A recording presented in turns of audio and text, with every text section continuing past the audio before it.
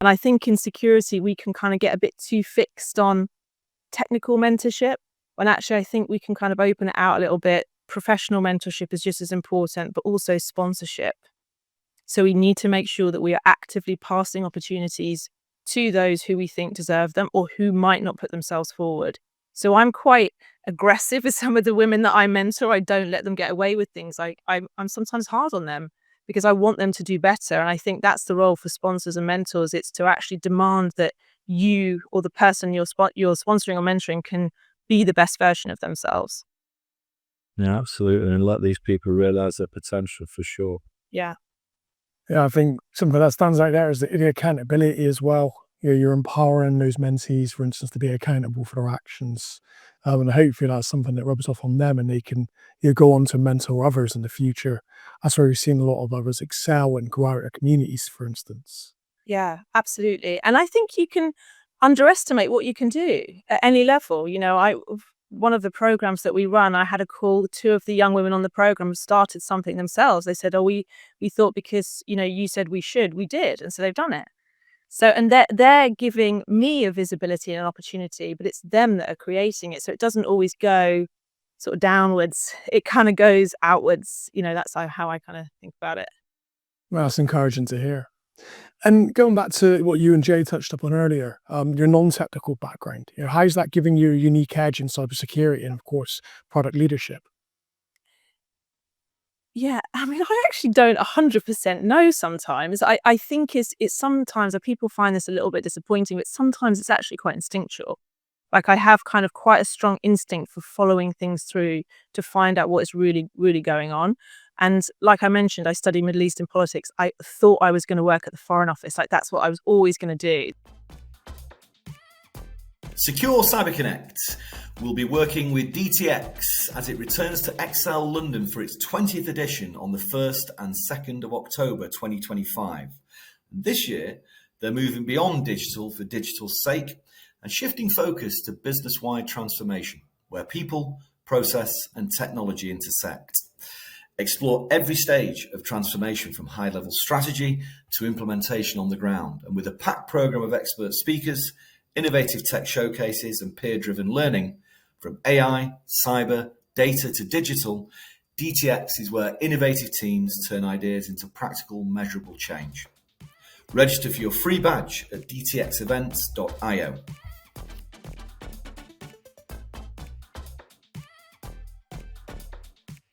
Welcome to the Secure CyberConnect podcast with Jay Adamson and Warren Atkinson, where we're joined by information cybersecurity, technology, and talent acquisition professionals who share their journeys, unique perspectives, and offer advice and guidance. Our topics on this episode will be why AI won't save you and why people, culture, and inclusion drive transformation.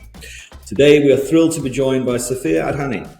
Sophia joined Sage in April 2020 as the Chief of Staff, Business Executive to the Chief Information Security Officer. Following this, Sophia transitioned to the role of Director of Cybersecurity Awareness and Engagement, overseeing Sage's insider risk and security awareness and training programs.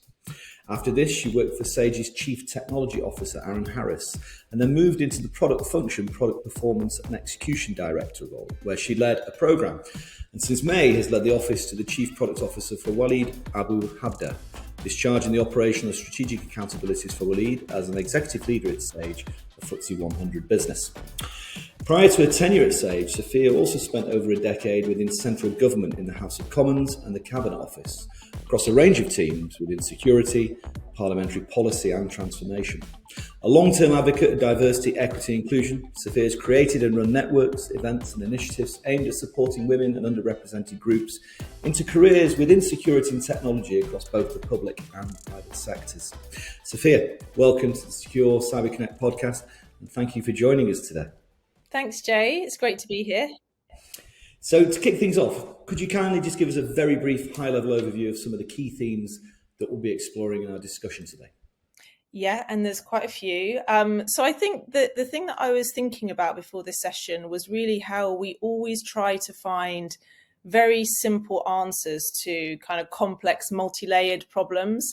And I think because I have a very kind of varied professional experience, I thought it would be great to touch on all of the different themes rather than just fixing on one. So we'll probably touch on AI, tech transformation, kind of personal and career growth, and why that's so important as you're building your career and throughout the entirety of your career.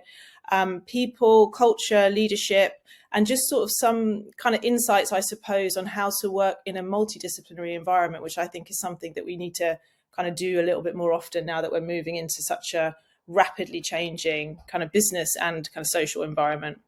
Sure, yeah, absolutely. Just to kick things off, we always sort of use a couple of icebreakers. If you'd be kind enough maybe to share something that you're proud of or generally excited about that typically isn't to be found on your LinkedIn profile. Yeah, I think this is a great question, actually. I think the thing that I'm proud of professionally, I suppose, is all of the kind of women I've mentored and sponsored over the years. And I think when I think about that, that never really shows up on your LinkedIn profile, but it kind of comes back to you in the relationships you build over time and the kind of effort you put into other people. You then see them, improve and get better. And I think one of the things I'm proud of was a program I set up in government, which was a mentorship program for women in national security roles. And then I thought it had just maybe petered out. When I spoke to a colleague recently, I found out that it was actually still going. And now there was nearly 40 colleagues going through that every year. So that was really kind of satisfying. And that's something that usually you don't post about, I don't think, on LinkedIn. No, absolutely. Congratulations on that as well. Certainly worthwhile by the sounds of it. And maybe another icebreaker we ask was there a moment, either a particular challenge or pivotal moment that you faced at some point in your career or personal life that shaped your views on cyber as a whole? Yeah, I think so. And it's kind of a mix of a personal and a professional one. So I think it was my first week starting in my cybersecurity role when I started at Sage. It was the first week of lockdown. It's quite a difficult week for me. I was getting divorced at that time, sadly. And then also I was burgled that week. So all in 1 week, I remember sitting down at my laptop and thinking, how am I going to get through this? Like, how am I going to do this? I don't have any faith in myself to do it because I didn't know anything about cyber really at that point. I knew some things obviously from working in government, but I hadn't had a cyber job before that. And I had 2 young kids. So it was like such a challenging week. But I think just starting something new and starting in the cybersecurity field, which was quite niche at the time for me, I think overcoming that has really shaped my approach to it. So I don't see it as something that, you can't conquer. I know that I'm never going to be one of those experts of depth of experts in cybersecurity. But I think that as long as you have that kind of growth mentality and just give it a try, you can overcome most of those challenges. Absolutely. And getting into things a bit more and talking a bit more about, obviously, some of the topics that we've outlined. You yourself, you've obviously transitioned from governmental roles to cyber and product positions. What was it you think helped you the most to navigate all these various different roles, these cultures and these industries? I mean, it's interesting because I studied politics and law, and then I actually studied Middle Eastern politics after that. But what was really interesting about that was it was really the study of people in a big environment, so study of a people within a state structure. And I think it just made me fascinated by culture and why people do things, so why people behave in a particular type of way. And I just generally love getting under the skin of the problem at hand. And I don't have any kind of preconceived ideas about what it might be because I come from a broader background. So I think the thing that has supported me by having kind of quite a broad education, moving across industries and between industries, it's been really that relentless focus on the problem and also building relationships and listening to people.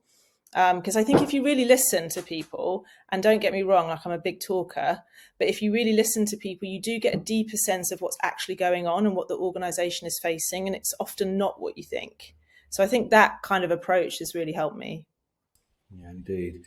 And if you were, for example, coming from a non-technical background, and many do, and want to successfully, break into cybersecurity and maybe product leadership roles, amongst others, what's the best approach for people, in your opinion? I mean, I think it really depends what you want to be known for. And I think it depends also what you're currently known for. And so you can start to, I think, in any career transition or any move, start to map out your strengths, things that you love, things that you're really good at, and really focus on those, and then find a segue to cybersecurity and where it might be interesting. So, for example, I used to find cybersecurity incidents really interesting to read in the news. I just used to find it fascinating. There's something a bit mysterious about cybersecurity that people find intriguing. So just find something you're really interested in and kind of work from that point, because it will really give you more energy to pursue it. And then you kind of follow up on the basic things, like you can then start to look at, what are some of the core principles of cybersecurity? What are some of the core websites that I need to be following? How do I find the good communities? And the thing with cybersecurity is it's very community driven. So I think if you start with the OWASP top 10 and you memorize those, you'd be quite well on your way to kind of getting a good grounding in what you might need to know. So I think sometimes we make it too complex, but you just have to focus on what you're really good at, what you find interesting, and kind of think about some of the core basics that you need to cover. Yeah, absolutely. And for women in particular, we know networks are vitally important for all individuals, but for women in particular, how do networks and mentors typically accelerate that growth and open those new opportunities to individuals? Yeah, and I know it sometimes feels a bit like it's done, like we've done networks now. We can all just move on and get on with our work, but I really genuinely don't believe that that's the case. And I think that I remember when I was working in government security and I was relatively junior, but I just looked around me and it was just incredibly homogenous environment. Everyone was very nice, but it was very homogenous. And I just saw a need for women to connect with each other for no other reason than that at that point in time. And it was actually quite difficult for women in government to do so, because you often aren't working on the same systems. You're often in secure rooms. So you're actually, away from other people, and you're often not in the same building. So actually there's a lot of physical barriers. So for the network I ran in government, it was really important to physically bring people together, to create a sense of community and to see, okay, there's no women in security, but hang on, here's 200 of us in a room having a chat and listening to the senior women that we really admire. So I think really giving visibility to each other, visibility to kind of the careers ahead of you, enabling your male colleagues and allies to support you, because I think often people do want to support, they just don't know how, and they don't want to say the wrong thing or do the wrong thing.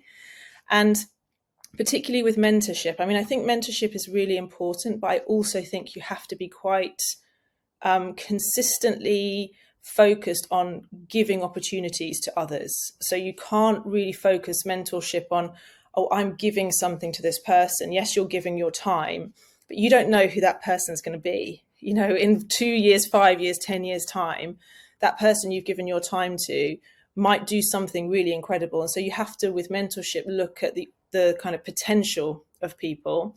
And I think in security, we can kind of get a bit too fixed on technical mentorship, when actually I think we can kind of open it out a little bit. Professional mentorship is just as important, but also sponsorship.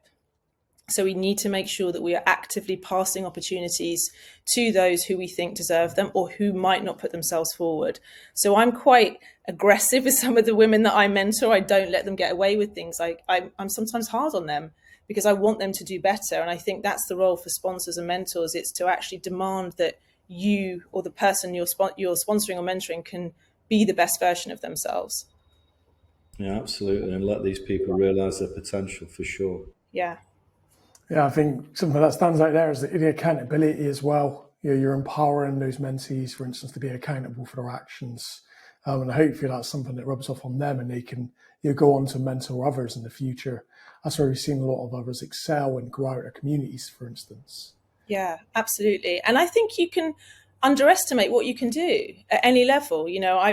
One of the programs that we run, I had a call, 2 of the young women on the program have started something themselves. They said, we thought because, you said we should, we did. And so they've done it. So, and they're giving me a visibility and an opportunity, but it's them that are creating it. So it doesn't always go sort of downwards. It kind of goes outwards. That's how I kind of think about it. That's encouraging to hear. And going back to what you and Jay touched upon earlier, your non-technical background, how's that giving you a unique edge in cybersecurity and, of course, product leadership? Yeah, I mean, I actually don't 100% know sometimes. I think it's sometimes people find this a little bit disappointing, but sometimes it's actually quite instinctual. Like I have kind of quite a strong instinct for following things through to find out what is really, really going on. And like I mentioned, I studied Middle Eastern politics. I thought I was going to work at the Foreign Office. Like that's what I was always going to do, no question. And there's this great theorist called Fana Haddad, and he talks about sectarianism in Iraq and how it is actually the background tapestry upon which the society is sewn. So there's a background tapestry there. So I see kind of like a non-technical background as like that background tapestry you can then sew things onto. So you really have to think about what skills and qualities that non-technical background offers you, because sometimes the thinking can be very logical, but you've labeled yourself non-technical, but actually you're incredibly logical, you're incredibly analytical, and you know how to get to the source of the problem. So you can hold yourself well in technical conversations. You might not understand all of it, but it's really about building those qualities and understanding that you already have a foundation upon which to build skills. You're not starting from zero.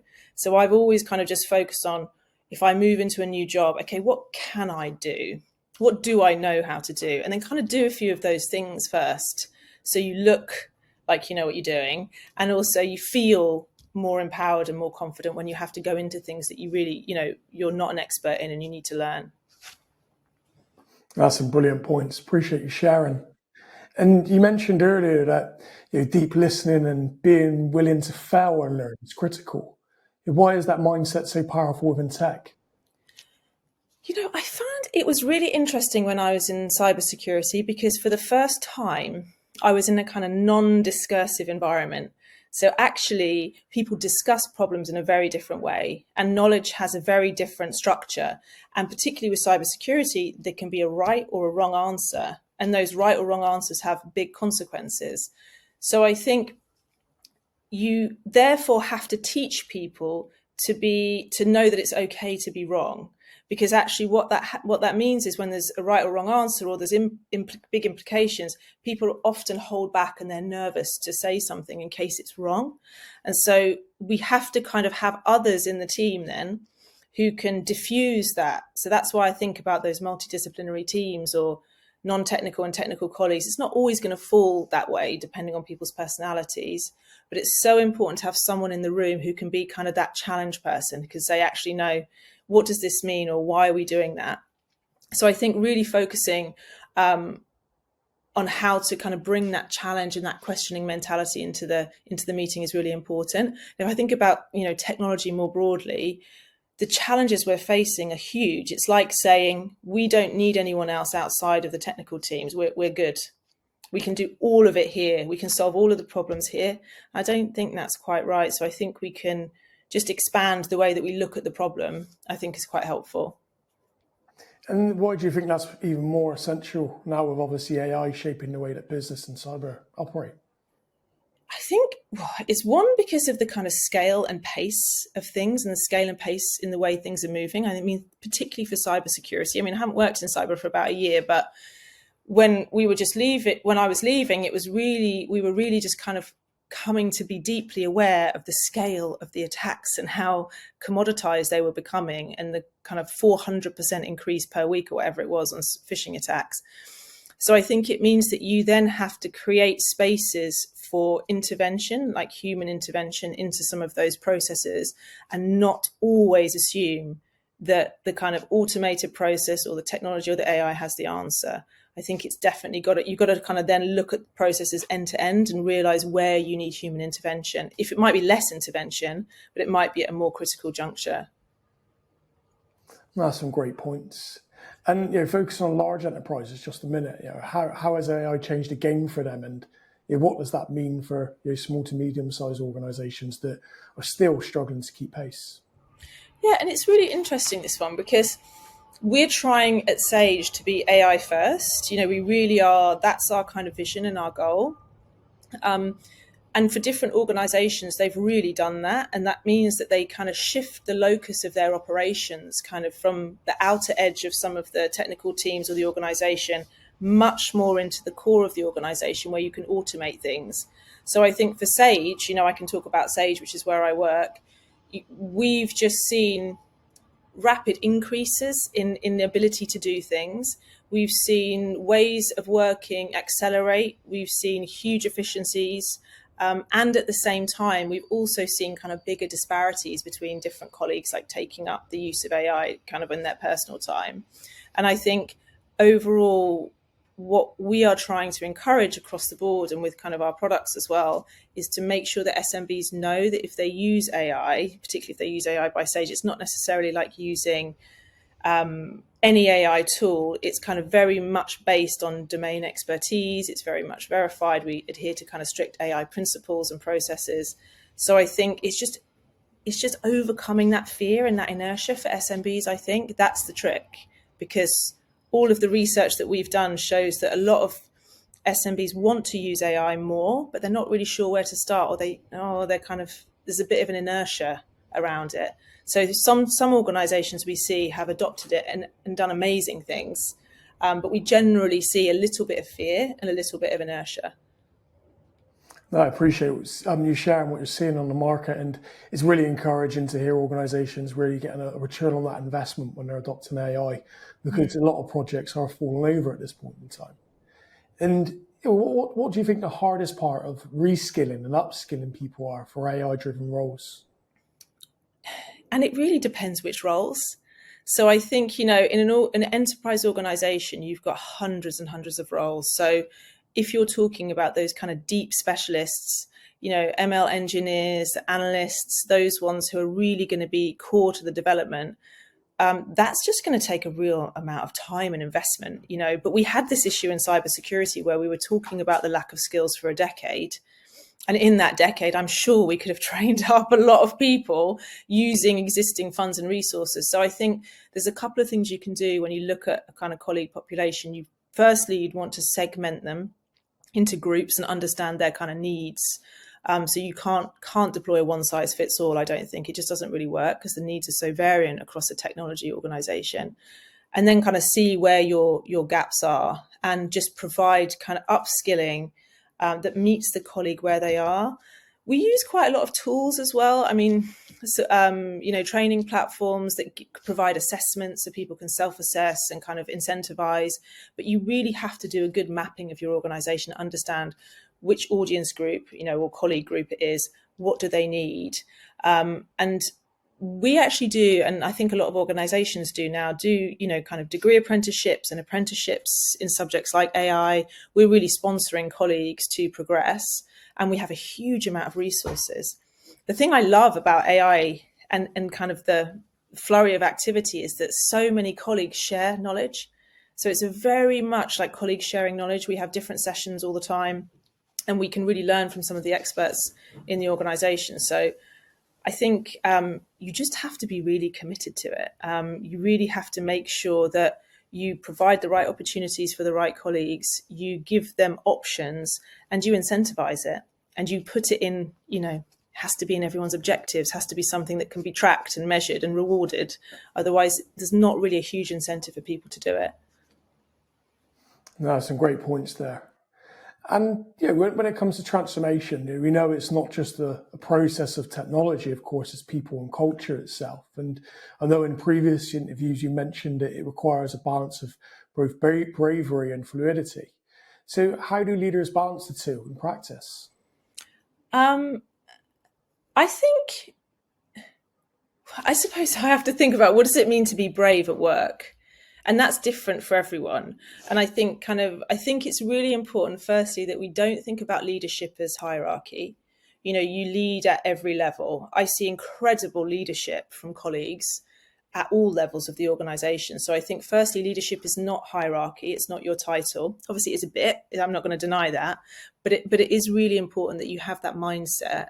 And I think when it comes to bravery, it's really about, trying it, just trying something and being unafraid, being less afraid to do it than afraid to do it, if you see what I mean. I think positioning yourself in the problem, in the solution, and being willing to kind of roll your sleeves up is really important. I think Brene Brown, what does she say? It's like being in the arena, actually making that effort. And so I would respect somebody who tries, 100%. Effort is not always the only important thing. You have to kind of focus on the right things too, but you have to try. And so I think having that bit of bravery, which is really pushing yourself out of your comfort zone, is really important. And on the fluidity piece, you cannot be rigid. Like sometimes, certain parts of transformation require rigid instruction. This is a command and control environment for X, Y, and Z reasons. However, overall, you need to be really clear on your vision and where you're trying to get to, and you need to be able to adapt and move along that way. It's like water, isn't it, running through a dry stream or whatever. It moves wherever there's space to go. So you sometimes have to make sure that you're not just being too dogmatic and kind of look for opportunities, because otherwise sometimes you can overlook opportunities. Yeah, I think digital transformation is going to go through the biggest change it's been through since PCs and laptops with AI, Sophia. I think strong, and to quote you, brave leadership's probably never been more paramount. And what traits outside of what we've touched on do you think leaders who thrive in transformation need to have from those, again, who fail? And why do you think organizations are and have typically over-invested in technology and under-invested in people and culture previously? Yeah, thank you. There's quite a few questions there. Let me see if I can remember them. So I think the first one, I think it's important to remember that those who have the label of transformation lead, director, whatever, they are not necessarily the ones doing transformation. They might be the strategists, they might be the ones creating it, but they're not necessarily the ones enacting it, delivering it, executing on it. And I think transformation is something, it's much more exciting than when you say, we have a transformation program and you have to do X, Y, Z. Transformation is really about, we are trying to get from this state to this new state. And if you can't make the new state compelling, if it doesn't really resonate, if you don't find a way to make it resonate and find people's interest in it, you may deliver the transformation, but is it going to stick? Is it going to really materially kind of keep progressing and create its own momentum? So I think positive transformation needs to create its own momentum, and that requires individuals who are emotionally aware. You don't have to be, super emotionally intelligent, but you definitely need to be emotionally aware, and you need to be self-aware. I think self-awareness is the real key to those leaders who people follow and who are able to deliver in the face of real complexity. Because I think now our transformation programs come in a very complicated and complex environment. So you need to be able to be so self-aware about where you are in that context in order to deliver. So I think that for me is kind of really important. And I think you asked, Jay, about technology and people investment. Yeah, I think typically, and I don't know necessarily whether will obviously be a pivot with such a huge amount of money needed to be invested in AI, for example, going forward. And I think people's reticence to do so until they have absolute clarity on what is the right tech for that individual business. But typically, I think historically, we have had a lot of overinvestment in tech with endless vendors pushing their wares, and a lot of underinvestment with people and culture. Why do you think that's been? I think because it's very easy to have an answer that says this is going to solve your problem. This tool is going to solve your problem. If you just implement this tool, you won't have to do any of the other work. It's going to do all your monitoring. It's going to do everything. And I think that's tempting, and sometimes it's true. Some of these tools now are amazing. They're absolutely incredible, but it really does not account for the implementation and the integration in the business. And often I think you'll probably hear stories of where people have bought tools and they haven't actually been able to integrate it or implement it. And that means that they've had to pay for it for months on end and not really had any value from it. And it also hasn't envisioned, how is this going to be used? How are colleagues and how is the business going to draw value from this? And so I think what we have to start to understand is that the value is kind of shifting. With AI, value is really kind of shifting. And whereas before you could get value from defining something in a very specific way, now it's much more fluid and we have to experiment. But I think there's kind of two sides to it. People often then rush into acquiring technology and tools too quickly, or they become too reticent. The key is to experiment slowly, and there's experiment where there's low risk. So for example, if you're a small business and you want to acquire some technology, you should encourage your team or yourself to experiment in your personal life. You can use tools to improve how you manage your children's clubs and school stuff. That's what I do. And that's, so it's really small things like that you can encourage people to use. With cybersecurity, we've just seen, there's like a graph, I can't remember where it's from, but there's a graph that shows the overall investment in technology has just gone skyrocketing like this. And the investment in people is like down here. And yet the biggest, not risk, but the most frequent way in which cyber attacks happen are through an individual. It's very kind of simple, very simple techniques and tactics. So you have to invest in the person, because cybersecurity is kind of very previously blamed human behavior because they've tried to kind of force it. They haven't seen the individual where they are and enabled them with the technology around them. Yeah, absolutely. And as far as leaders are concerned, building that culture of fearless communication, strength, as we've touched on, how do they tend to deal with things when it goes sideways and real problems come to light, as is more often the case with any transformation? I think they have to show vulnerability, and they have to show, vulnerability but in a way that inspires confidence. So if I just said to you, Jay, we had a big disaster, and I said, oh my God, it's ruined, it's destroyed, we're all gonna, it's over. You wouldn't feel confident that I'm going to be able to shepherd you through this situation. So it's about showing vulnerability and self-awareness in what's gone wrong and taking accountability. I'm responsible for X, Y, and Z. How can we do this? But you can show that your fears and your anxieties, but you need to create a safe container for your colleagues to work within. So you need to create a kind of boundary around them that's porous. So you are able to show that, yes, something's gone wrong. It's a bit of a disaster. How can we reset? How can we build bridges? How can we move forwards? Don't panic, basically. Don't panic. And the key thing is, and I think that's where the investment in people comes in, and the mentorship, sponsorship, all of it comes together. If you have 100 allies in an organization, if something goes wrong, you're going to have people who want to help you. But if you've really spent your time not building relationships, not really focusing on what's the common good of the organization and thinking about, something else, it's going to be more difficult for you in a crisis. So I think it's really those relationships and investment that you place around the organization also support you in that crisis time. Yeah, galvanizing people, absolutely. Yeah. And for organizations that perhaps aren't being as proactive, that may have a transformation on the horizon of some sort, that may be a new technology coming in, a new change of processes, for instance. Why is transformation the most critical moment for prioritizing inclusion, not just the easiest time to drop it? And following on from that, what does a truly inclusive team look like in practice?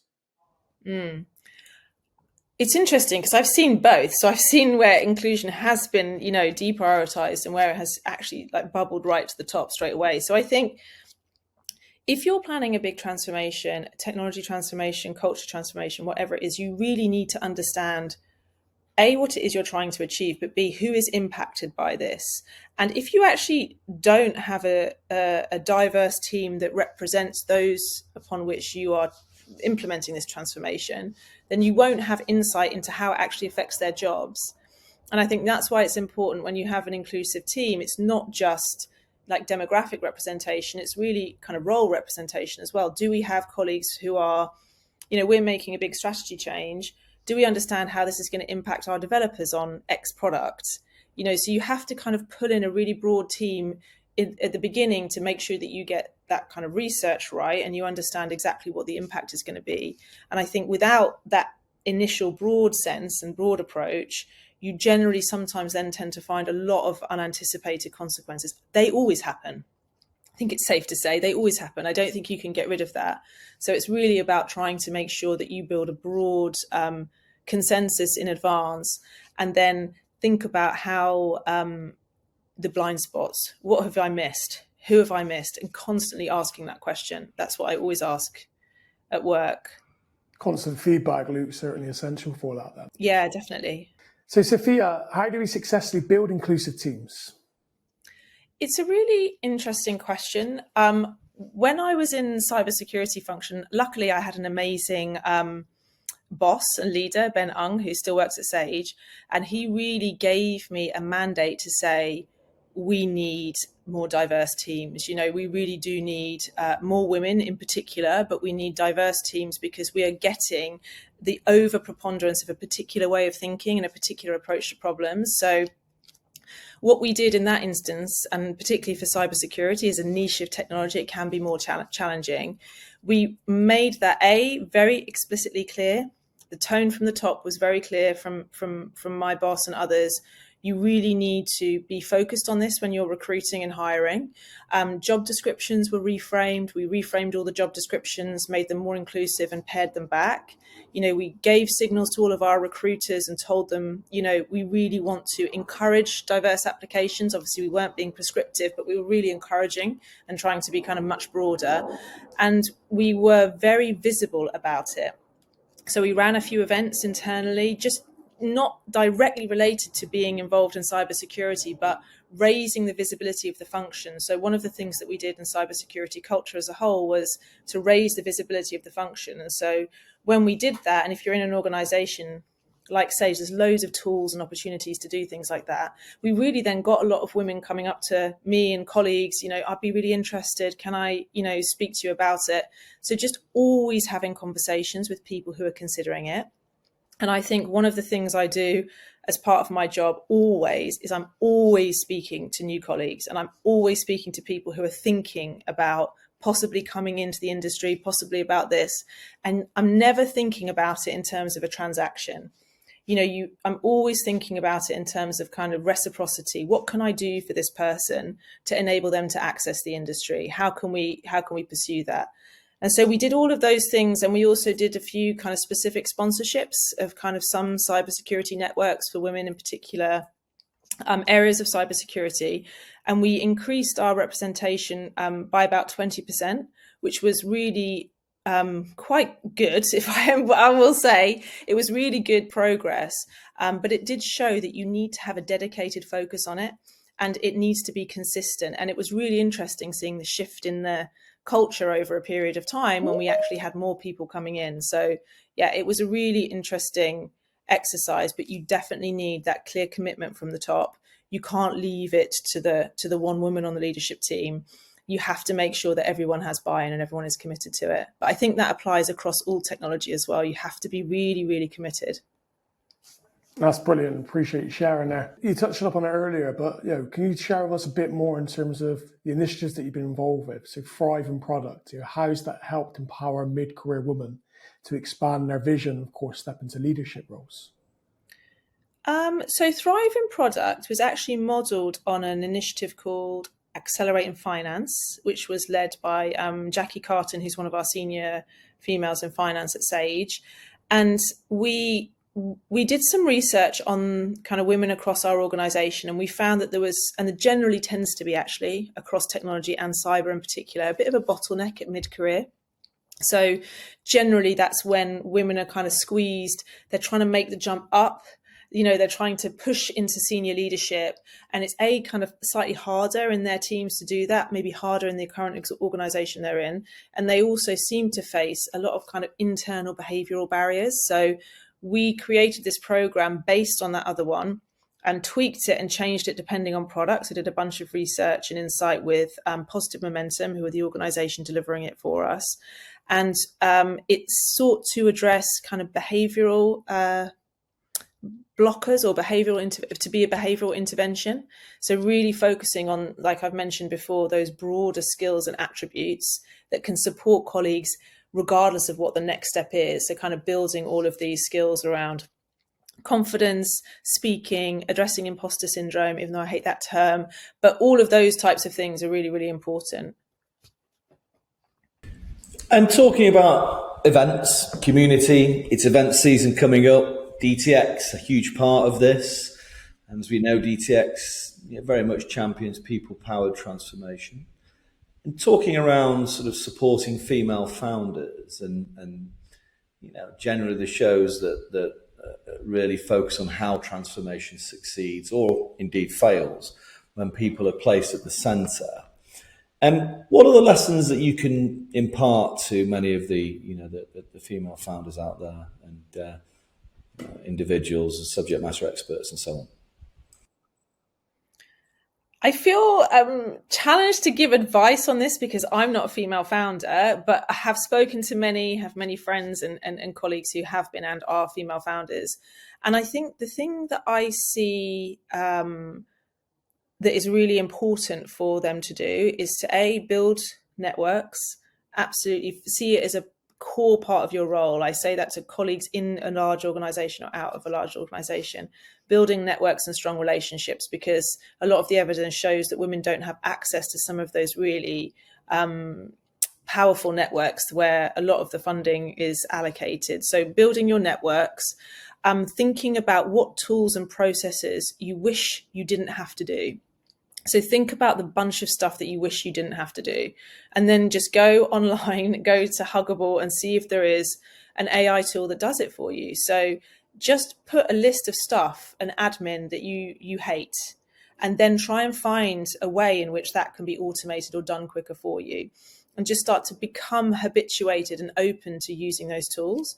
And I think also just be really conscious that everything you're doing today probably will change. And so if you have an ambition to scale your business, really start thinking about that from the get-go, because it's very easy to define culture when it's 1, 2, 3, 4, 5, but then it becomes much more of a challenge when your objectives shift, when the demand gets higher, when you're perhaps making a lot more money, hopefully it really, really does shift. So have a future think about what is the culture that is going to enable us to succeed, now and also in, 5 years' time or 2 years' time or whatever it might be.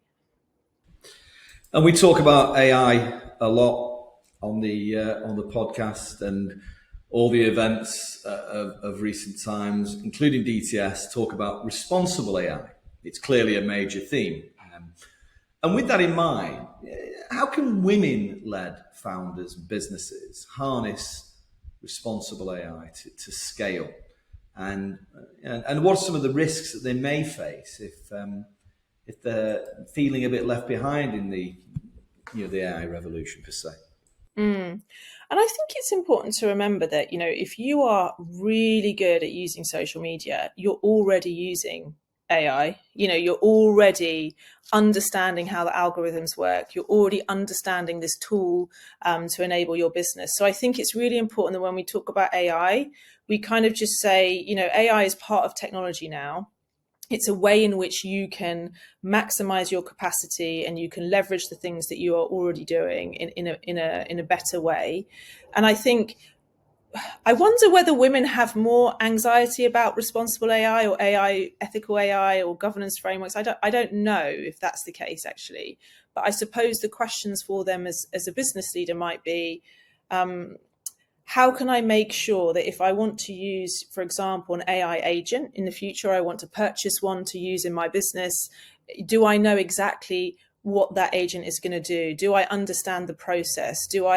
Am I confident that it could take actions on my behalf? Because I think we're kind of moving now from initial kind of AI assistance and kind of using ChatGPT to, do your presentations and things like that, to actually agents which are going to go out into the world and take actions on your behalf. So having a good understanding of what decisions you're expecting maybe an agent to take is going to be really helpful.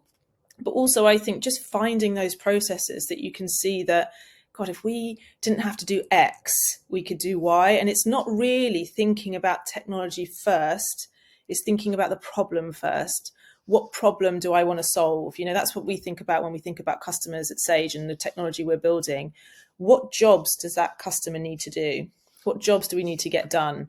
Often they don't think about specific accounting processes. They think, how can I get paid faster? How can I get paid quicker? Can I make it easier to pay somebody? Those types of questions. So I think it's like thinking about the questions you're actually looking to answer and then fitting the technology in. Investment inequality is staggering. Recently read a study around over 80% of VCs still go with all male teams as opposed to mixed ones or even female-led one. Now, from the lens of digital transformation, how does this inequality limit innovation for organizations and, of course, society as a whole? I think it's a great question, and it's interesting because this lack of support actually follows all the way through the process. It isn't just on a one-off stage, and they've done a lot of research into organizations' mixed gender teams, and actually mixed gender teams operate. You can't actually see the difference in the operation day to day. So they don't see actually increased positive outcomes day to day, but they see massive increased positive outcomes when there's any type of innovation or any type of crisis. So when we think about the composition of those teams, it's not always just gender, but it plays a really, really big factor in the eventual outputs of the team and the way in which they think about a problem. Because you see it all the time where you have looked at a problem in a particular type of way, but you've never considered it from another perspective. And we can kind of over-labor that point, but I think it's really important for anyone who is thinking of developing a business and a business idea is to use your diversity, use the difference of opinions, use that as a strength in terms of how you're better understanding the problem. We met some amazing female-led businesses in the Northeast the other week. And I remember one of the women who was speaking there was speaking about her deep industry expertise in a particular area.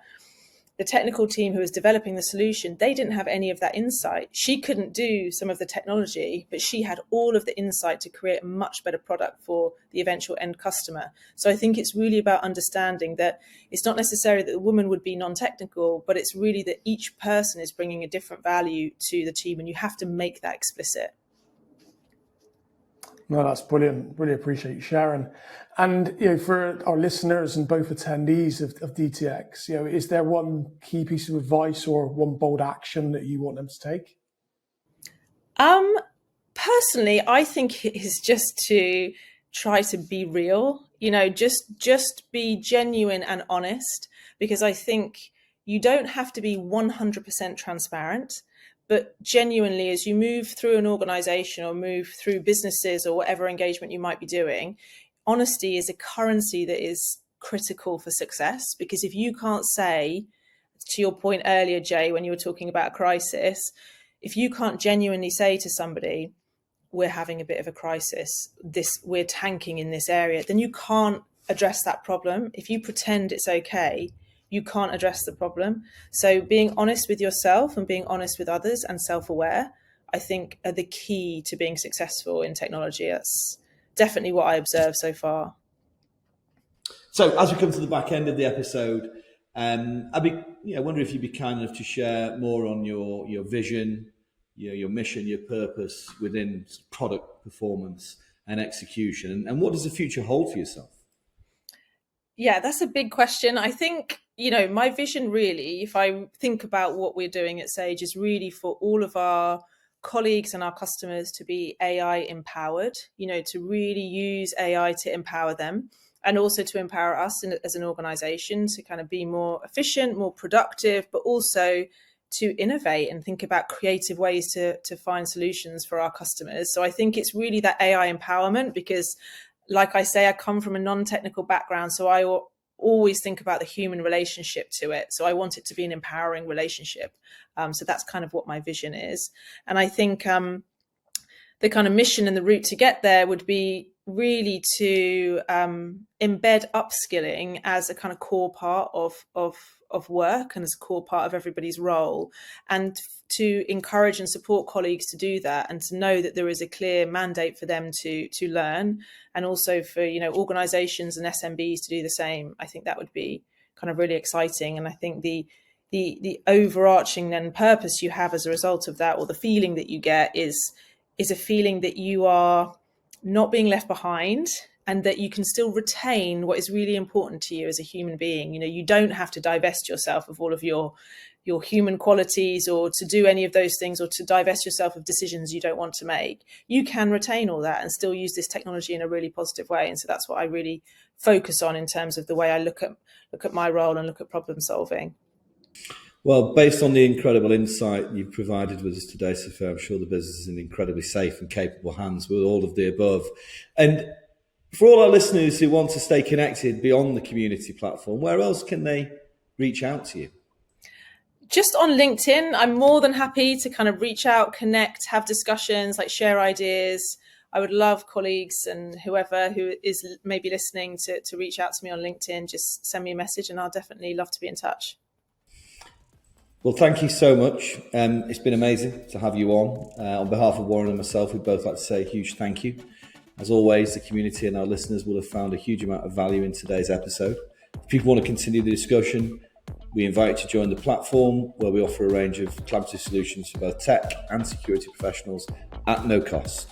As usual, these are expansive community access, mutual mentoring programs, online networking, and a range of exclusive interviews such as this, with panel discussions, live events and masterclasses throughout 2025 and beyond. Huge thank you, Sophia. We look forward to seeing everybody again.